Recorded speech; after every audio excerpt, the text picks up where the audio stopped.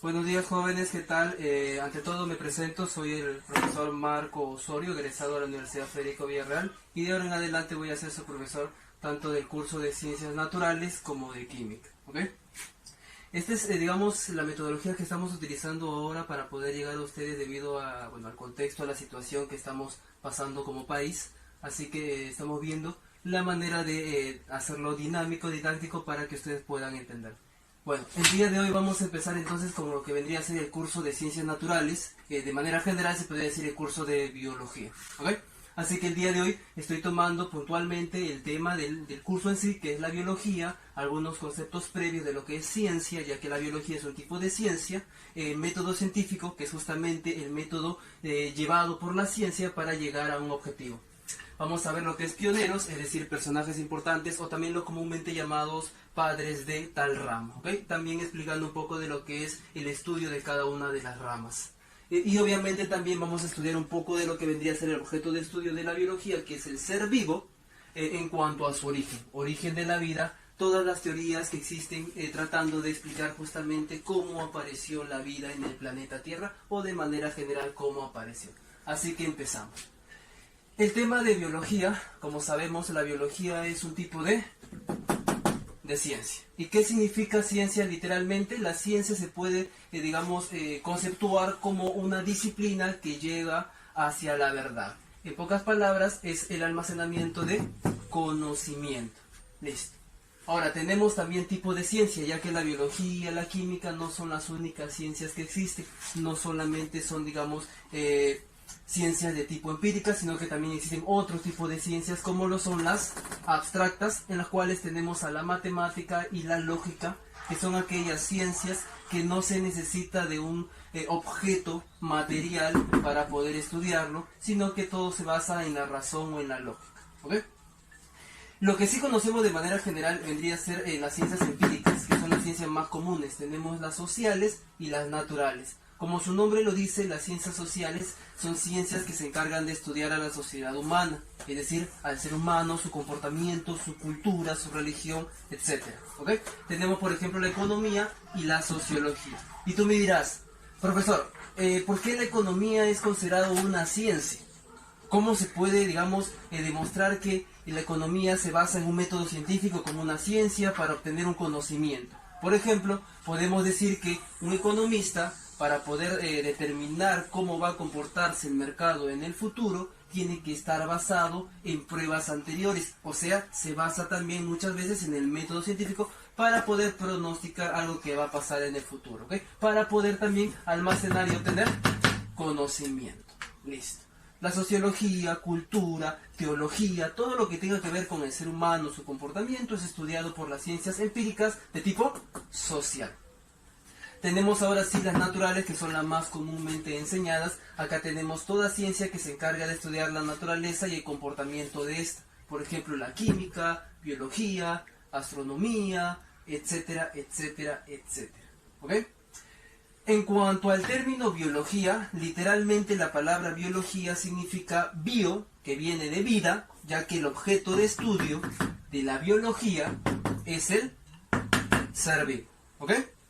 Ahora, logía o logos, el término logos significa estudio, tratado, es decir, que es el estudio de ¿qué?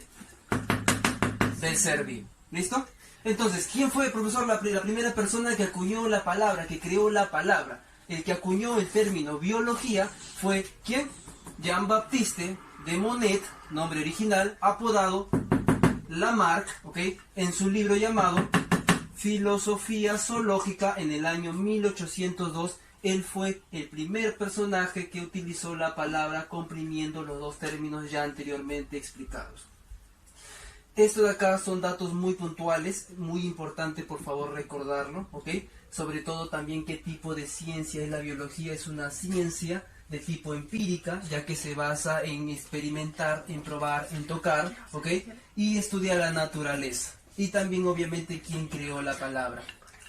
Ahora, método científico. ¿Qué es el método científico? El método científico es, los pasos que lleva todo científico, siempre en este orden, que son los básicos, para poder llegar al conocimiento, a la verdad, ¿ok? Y siempre debe respetarse ese orden.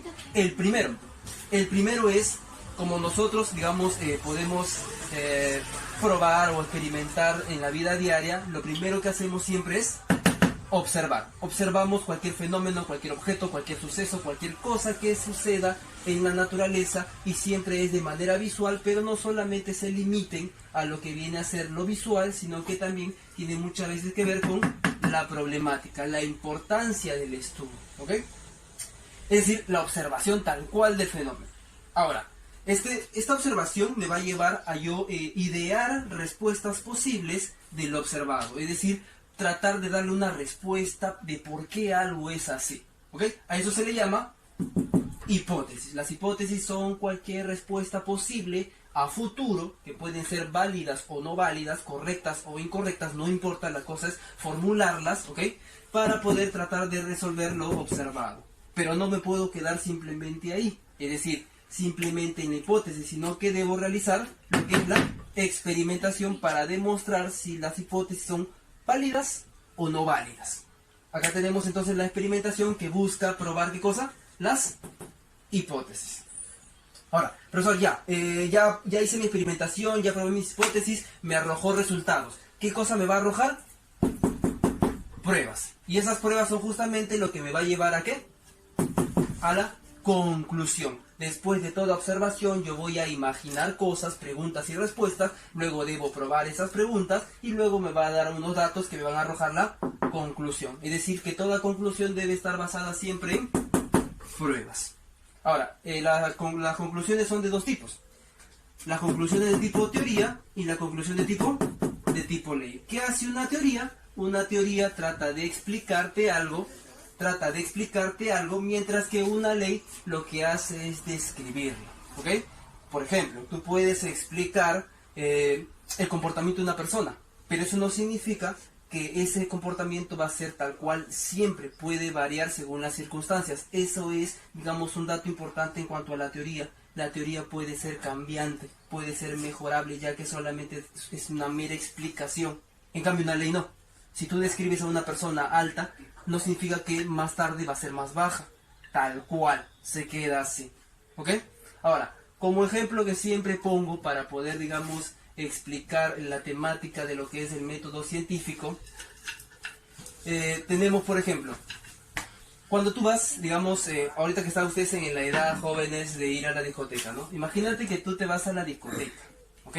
Estás en la zona de la puerta, ahí con tu DNI falso para poder ingresar.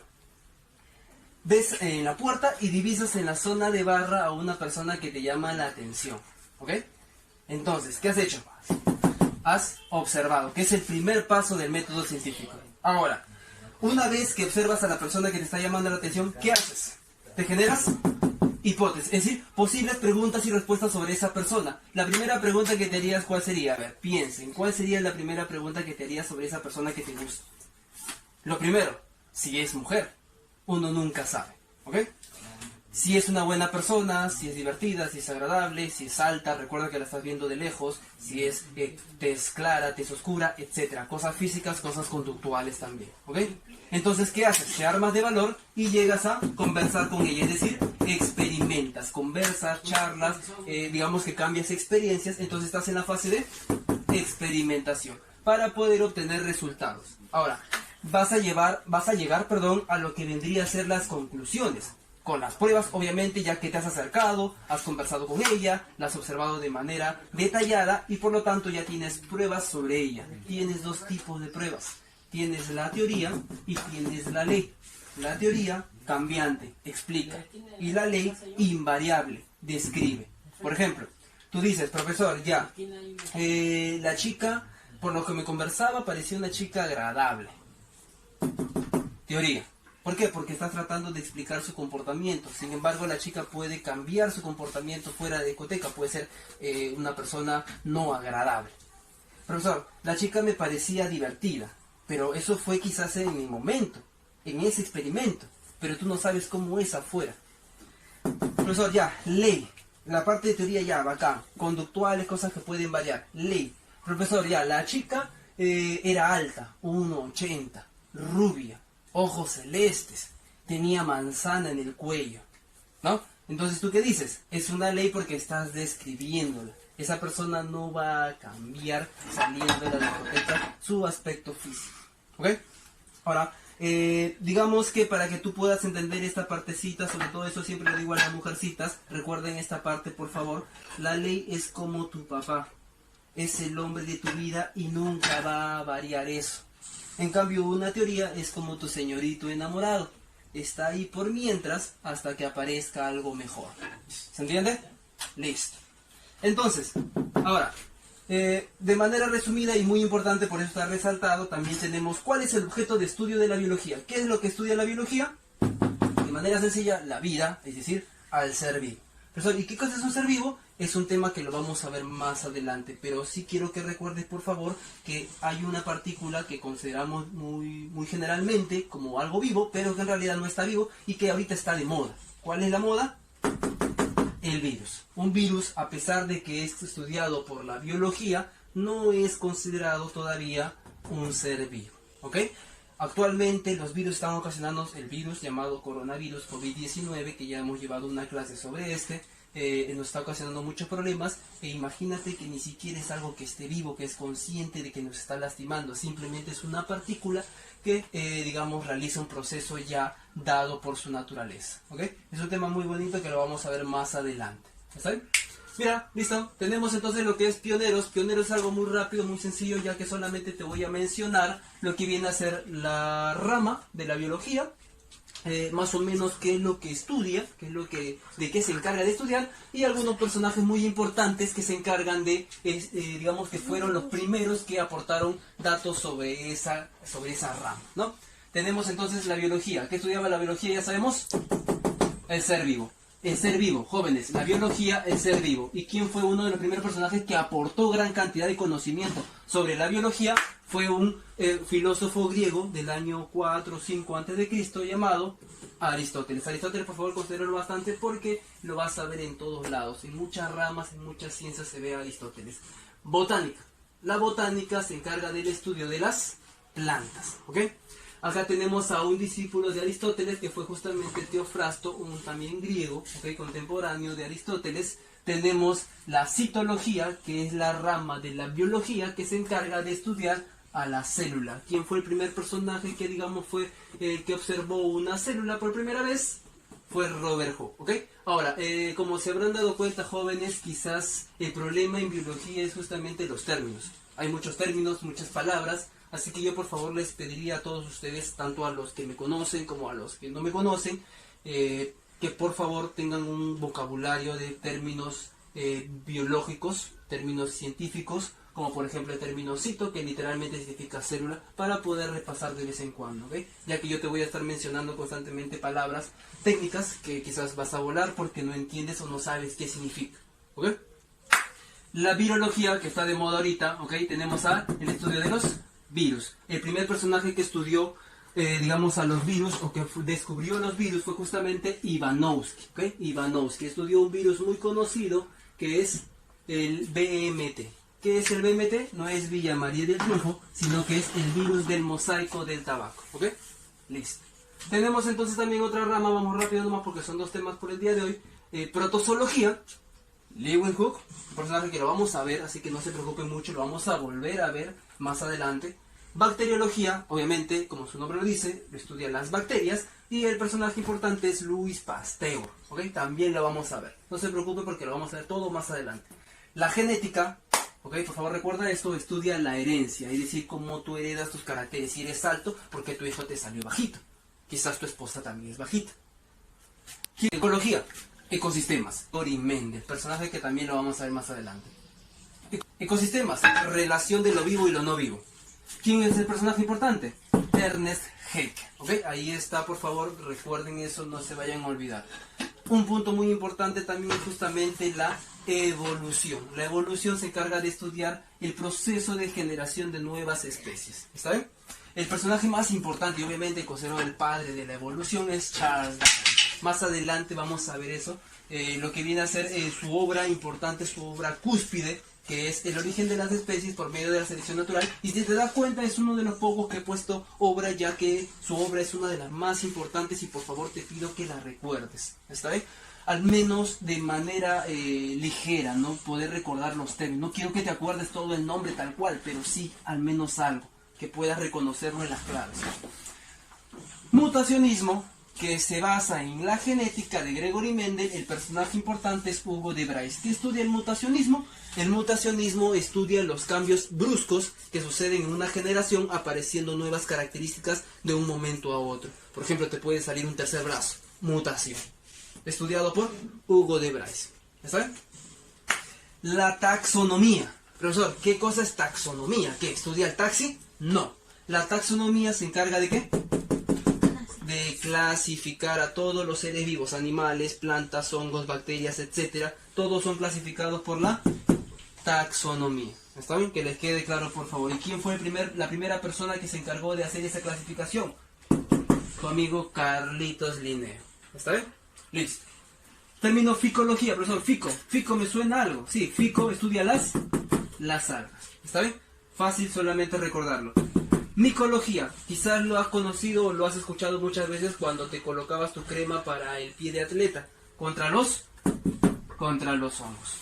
La zoología, que es la rama más conocida de la biología, estudia a todos los animales. Ahí estás tú, obviamente, también, ¿no? Tú eres un animal. Vamos a ver ahorita, ¿no? Obviamente no vas a ser un gusano, ¿no? Aunque algunos quizás sí. Tenemos la helmintología, que se encarga de estudiar a los gusanos. Tenemos la malacología, que se encarga de estudiar a los moluscos. Profesor, moluscos, ¿qué es eso? ¿Cómo se come? Los moluscos son, por ejemplo, el pulpo, el calamar, el caracol gari, etc. Carcinología, tenemos a los crustáceos. Profesor, crustáceo, ese sí me suena. Don Cangrejo, claro que sí. Cangrejos, langostas, etc. Entomología, una de las ramas muy importantes para la biología y también incluso para ustedes, lo que viene a ser la PNP Policía, que es el estudio de los insectos, ¿okay? Es más, en la PNP también existe lo que viene a ser la entomología forense, que es parte de la PNP, ¿okay? Ya más adelante quizás podamos explicar un poco sobre eso. Aracnología, su término lo dice. Arácnidos. Por favor, no confundir con arañas. Las arañas son arácnidos, pero no son los únicos. Están los alacranes, los ácaros, etc. ¿Ve? Así que no te limites solamente a arañas, sino que arácnidos de manera general. Ictiología. El término ictio lo vemos, por ejemplo, en la marina, a los peces. Estudia todos los peces que existen en el océano. Herpeto, no estudia el herpes, sino anfibios y a los reptiles. Tenemos la ornitología. Ornito, el término ornito literalmente significa pico, así que se encarga de estudiar a quiénes, a los que tienen pico, o sea, a las aves. Mastozoología, a los mamíferos. Listo. Origen de la vida. Origen de la vida. ¿Cuánto vamos? ¿20 minutos? Ya, listo.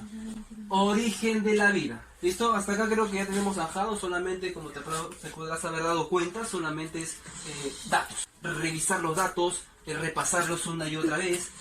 Personajes, esto sí, ¿ok? Hay muchos más personajes en biología, pero estos de acá que te he colocado yo son los más importantes. ¿Está bien? Espero, por favor, que los repases. Y lo que está subrayado, obviamente, es extra importante.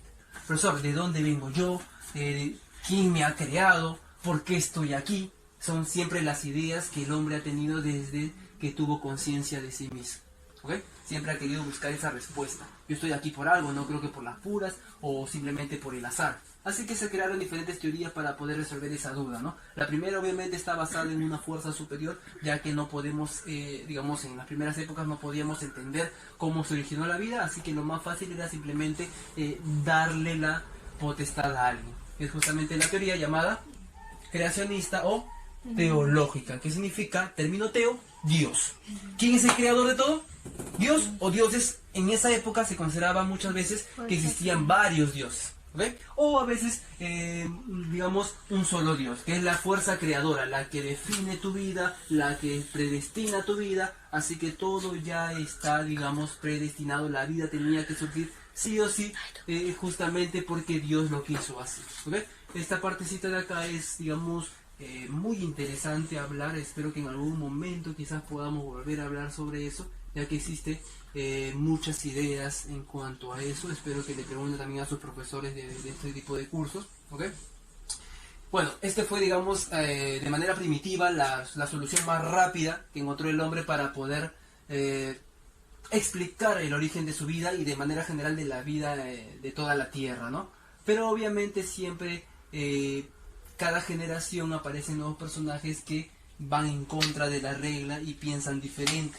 Uno de ellos fue justamente el jovencito señor muy conocido, Aristóteles. Aristóteles fue un filósofo muy importante griego de esa época que empezó a refutar las ideas que ya eran dogmas, o decir, dadas ya de por sí en ese entonces, porque él decía: ¿cómo es posible que los dioses puedan determinar el origen de todo y mi vida? Si yo pierdo una batalla es por los dioses, si mi mujer me deja es por los dioses, si mi abuelita se embaraza es porque los dioses lo quieren. No, los dioses no tenían nada que ver, ya que estos, digamos, no influyen en nuestra vida. Es más, ni siquiera fueron los que originaron la vida, sino que la vida de por sí ya estaba predestinada a surgir, y es justamente creación de una fuerza especial no divina llamada hálito, lo que conocemos ahora como alma, aliento, ¿no? Nuestra alma, nuestro espíritu que nos da movimiento. ¿Qué es lo que dice él? Entonces, en pocas palabras, que una materia inorgánica o una materia orgánica en putrefacción, es decir, rocas, piedras, suelo, agua, una carne podrida por ahí, va a poder originar a un ser vivo. Lo único que necesita, ¿qué cosa es? Un alma, un hálito, un aliento, algo que le dé vida. En pocas palabras, él decía que del agua, de los charcos, simplemente porque era agua, podían nacer los renacuajos. ¿Por qué? Porque él caminaba con sus alumnos en el día a día y observaba, digamos, en un momento un charco, y a la semana siguiente observaba pequeños sapitos saliendo de ahí. Entonces, la solución más rápida para poder explicar eso es simplemente que los renacuajos nacen del agua. Los griegos almacenaban su maíz en depósitos grandes, ¿ok? Dejaban una semana. Después de unas semanas veían que salían ratones. Solución más fácil para poder explicar eso: los ratones nacen del maíz.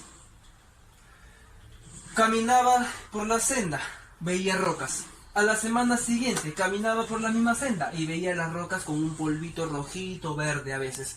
Líquen, que es una especie de alga o hongo, porque es una fusión de los dos. Entonces, ¿qué decía él? El líquen, que es una especie de hongo alga, proviene de las rocas.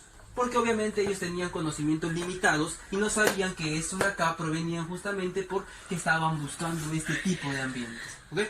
Otra idea muy interesante que tenían en esa época, los que apoyaban a esta idea, porque es más, la idea de biogénesis espontánea, dada por Aristóteles, se respetó hasta por 2000 años. 2000 años la gente pensaba que esto era cierto. ¿Qué creían, por ejemplo? Que si tú colocabas un poco de ropa con sudor y grano de maíz, tú podías obtener las pulgas.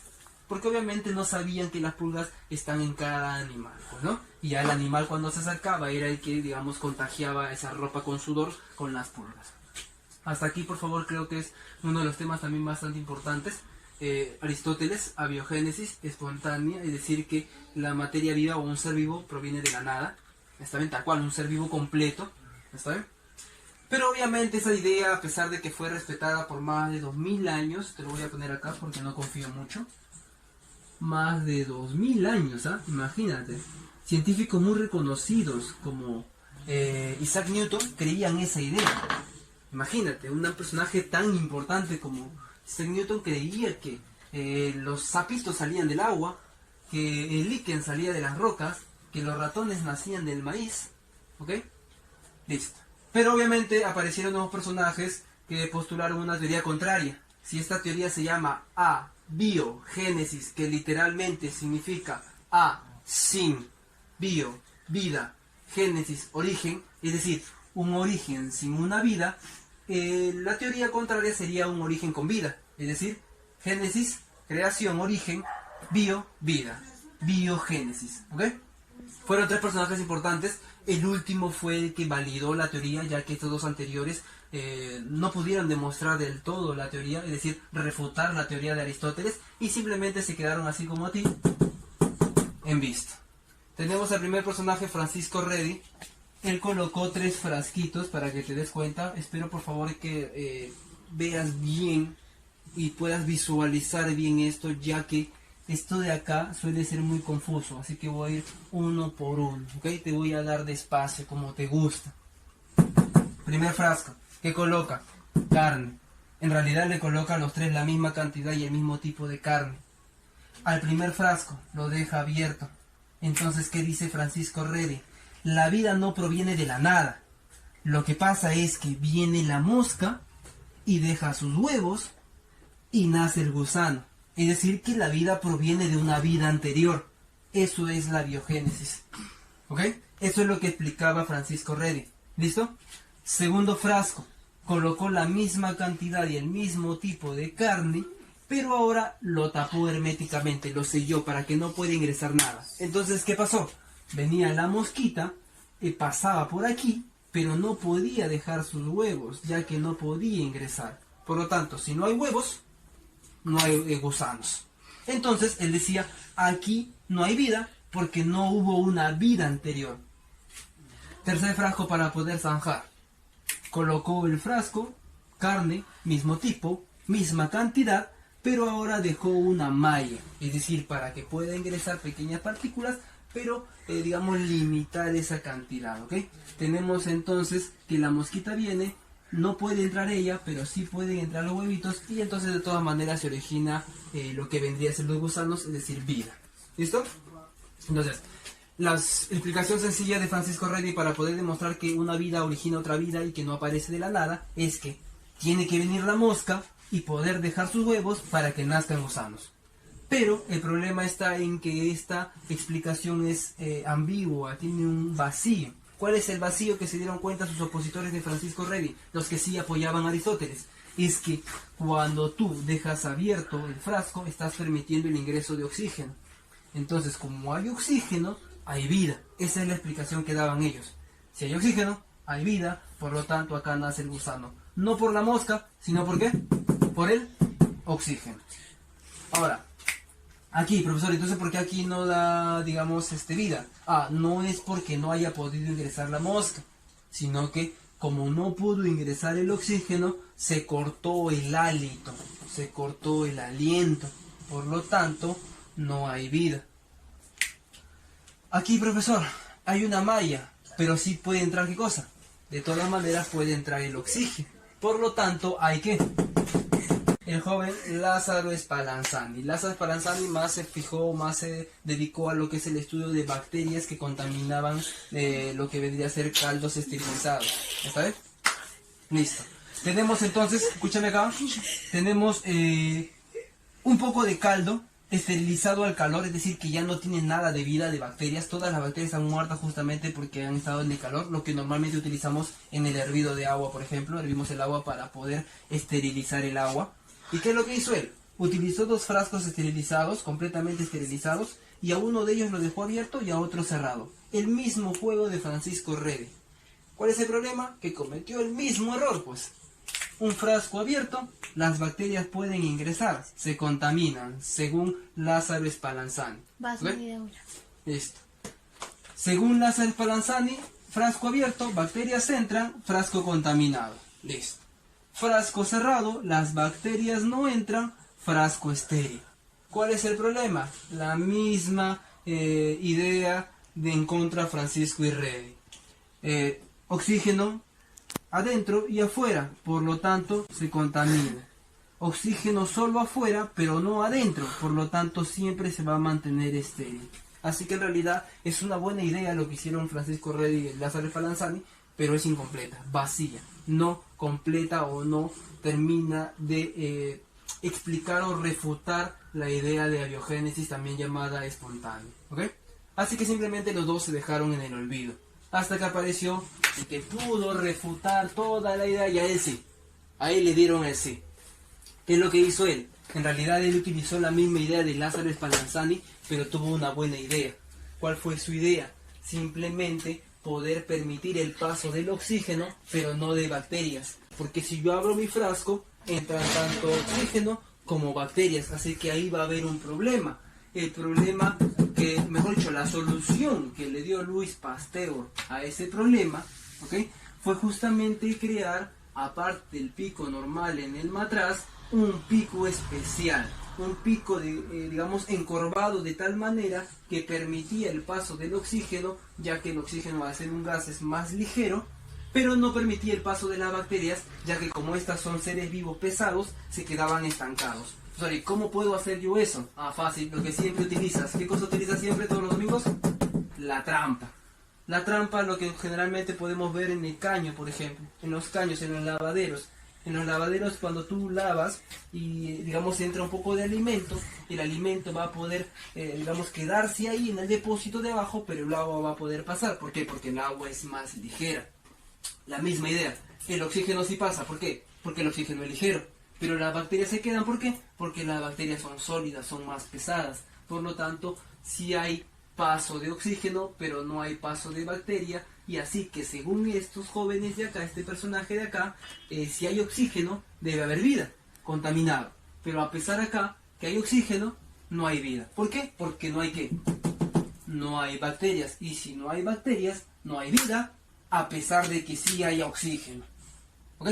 Y así, por fin, en el año 1862, Louis Pasteur pudo refutar una idea que estaba 2000 años en la mente de las personas. ¿Está bien? Y pudimos zanjar, digamos, la idea de abiogénesis y se dejó en el olvido, aunque por favor te quiero acotar que en cierta manera la abiogénesis sí es real, pero a otro nivel, llamado quimiosintético. Más adelante te explico. ¿Ok? Una teoría que también apareció después, pocos años después, en 1907 aproximadamente, digamos que la retomó porque ya se había mencionado antes, más moderna, es la llamada cosmogónica o panspermia. ¿Qué me dice la cosmogónica o panspermia? Me dice que la vida en la Tierra no proviene, digamos, de generación espontánea ni dada por el planeta Tierra en sí, sino que fue sembrado. ¿Provino de dónde?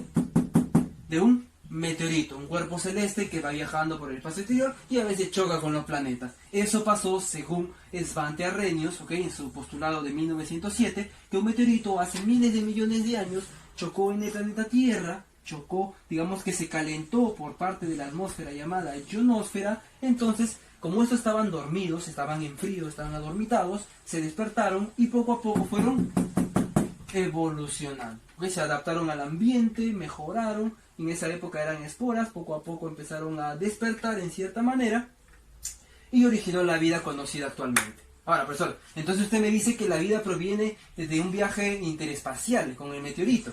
Es una idea un poco sacada de onda. Es más, en esa época misma hubieron opositores que creían que era una idea sin sentido, imposible. Ningún ser vivo conocido hasta esa época podía sobrevivir al espacio exterior sin una atmósfera, sin un gas que pueda respirar. Además de eso, iba a estar obviamente expuesto a los rayos cósmicos sin ninguna protección, y sabemos muy bien que los rayos cósmicos traen, digamos, radioactividad. Por lo tanto, cualquier ser vivo conocido iba a perecer, iba a morir. Pero lamentablemente para Becquerel, 3 doritos después, encontraron huellas o fósiles de esporas en meteoritos estudiados en esa época. También, además de eso, hemos conocido o conocemos o sabemos sobre un animal, digamos, muy primitivo, pero a la vez muy resistente, que es el llamado tardígrado, o conocido comúnmente como osito de agua. Profesor, ¿y el osito de agua qué cosa es? Un osito de agua es un pequeño animal microscópico de menos de medio milímetro. ¿Okay? Es extremadamente pequeño. ¿Cuál es la curiosidad de estos animalitos? La curiosidad es justamente de que estos animales son uno de los animales, o por no decir el más resistente que existe en el planeta Tierra. Es decir, él puede soportar grandes temperaturas. Mientras tú te vas, digamos, a tu piscina, o te ibas, ya no, mientras tú te vas a tu piscina atemperada, ¿ok? Este de acá puede nadar en agua hirviendo como si nada.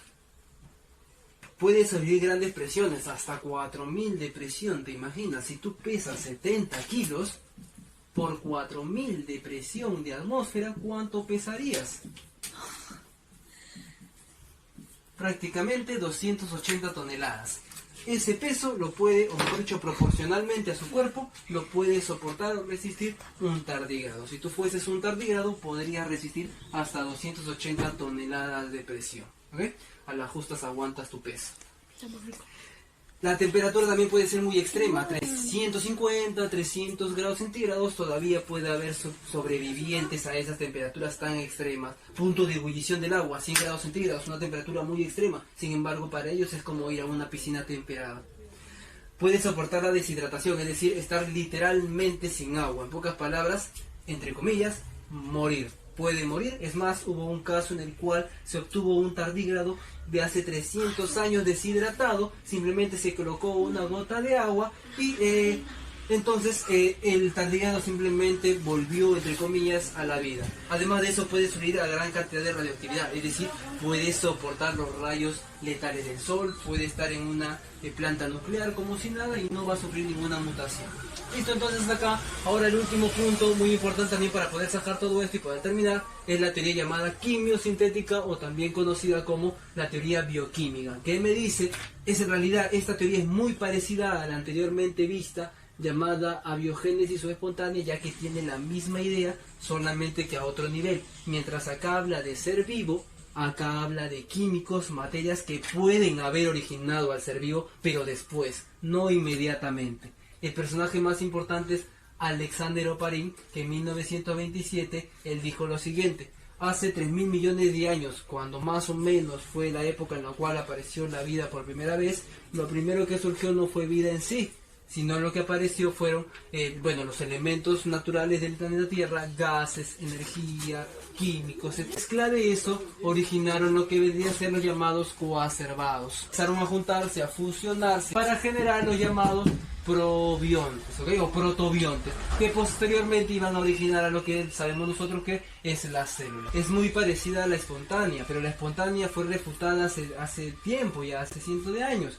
Entonces, ¿qué fue lo que hicieron sus alumnos llamados Urey y Miller, pocos años después de la postulación de esta teoría? Utilizaron la teoría en sí para poder demostrar justamente la veracidad de esta teoría. Agarraron un poco de gases, energía eléctrica, químicos de laboratorio, todos esos mezclados, y se dieron cuenta que pudieron originar aminoácidos, ácidos nucleicos, proteínas que se originan o que están presentes en los seres vivos, pudiendo así demostrar no que se origina la vida de los químicos, pero sí que puede ser factible o puede ser posible con obviamente mucho tiempo, miles de millones de años que se demoró la Tierra.